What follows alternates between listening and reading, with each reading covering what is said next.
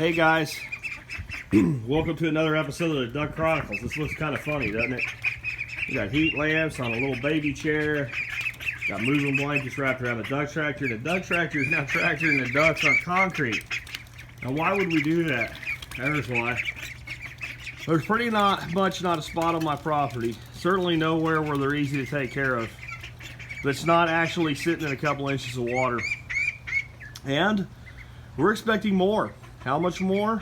Weather guesser says 5 more inches by Saturday, and it is Tuesday. We basically have a minor flooding situation, I guess is what you'd call it. The swells are completely full and overrunning right now, again with another 5 inches of rain to fall. This is where people look at our rainfall and they think, man, you guys got it easy up there in North Texas. You guys get lots of rain. You get like 40, 50, sometimes 60 inches a year. Yeah, we also get most of it in the spring and the fall. And we get a decent amount in the winter. But then in the summer, we get nothing. And everything dies, turns brown. What's the matter, guys? So let me show you. I thought this would be a good episode because it might show you something you might have to deal with if you brood ducks this time of year. As you can see, our little quackers, and they have started quacking. You guys see the quack today? Maybe they'll bust off with one. There's a little tiny bit of a quack, but there was some real quacking going on yesterday. They are just starting to, like, the faintest, bit of feather starting to come out on their wings. They still cannot be just soaking wet. Certainly not when a high temperature yesterday was like 42 degrees. And even if we could get them some heat or something, they just can't sit in 2 inches of water nonstop. That's just bad. It'll pull the heat rate out of them, and they'll be dead. And if they were 4 weeks older right now, they would already be out of the tractor. They'd already be trained to their enclosure, and this would just be duck heaven. But because it's not 4 weeks from now, because it is right now, because everybody still is a fluffy little Buffy, it is duck hell. You're stuck in the cement, and you're going to be stuck on the cement probably till Sunday.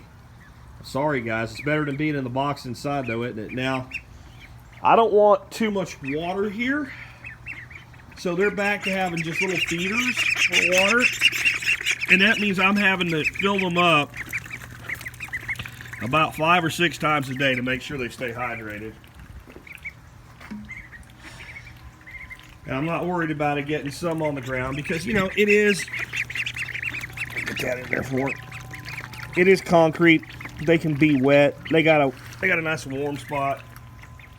So I'm not too worried about them spilling a bit, so we're not trying to do our little spill collector thing. It's not necessary. We're giving them food. Since they're off the grass again, we're back to giving them some nutritional yeast. That makes sure they don't become deficient in niacin or other B vitamins, which they can on just pure feed at this age in their life. And so everybody's happy, as happy as they can be. You guys get to go play again soon.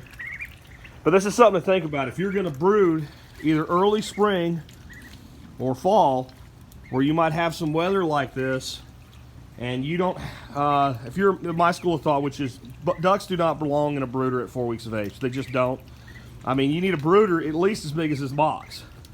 And I just don't have room to do that indoors. And so, my philosophy here is that we get them out in this tractor as soon as possible. But you got to have a plan and show you kind of why they are where they are. That's from yesterday. Now, since this is concrete, once I'm done with this, I'll just get the hose. I'll just spray that all off. And then tomorrow, we'll just move them back here and we'll spray that off. And we'll just go back and forth until we get her done, so to say.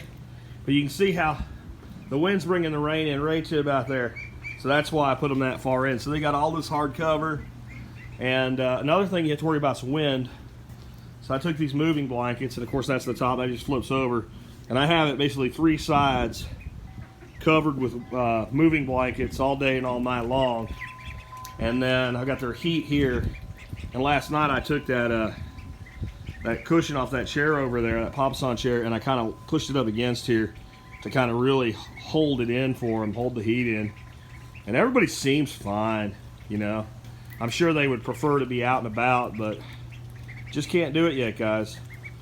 Got to get you some feathers. Once they're feathered, we'll get them out and about. We'll catch up with you later this week. Hopefully the rain stops, but I don't think it's going to stop. And it's not going to warm up much either. I think we're going to be 10 degrees warmer tomorrow, which will put us in the 50s for our highs. That's pretty cold for this time of year. Sure is having a good second flush of growth on everything, though, because it ain't cold enough to kill stuff. And so we're going to have a lot more mowing and a lot more weed eating before we have our workshop in November. And I'm just hoping, you know, it pretty much always rains during our workshop. I just hope it doesn't do this year. We got way too much cool stuff planned. Anyway, guys, if you like my videos, you like what we're doing, you want to know more about self-sufficiency, self-reliance, independence, and personal liberty, check out my podcast. It's at tspc.co, tspc.co. You don't need the M. If you don't believe me, try it. It'll work. Stick it in your phone. All the cool kids are putting it in theirs. And we'll catch you soon again with another episode of Duck Chronicles.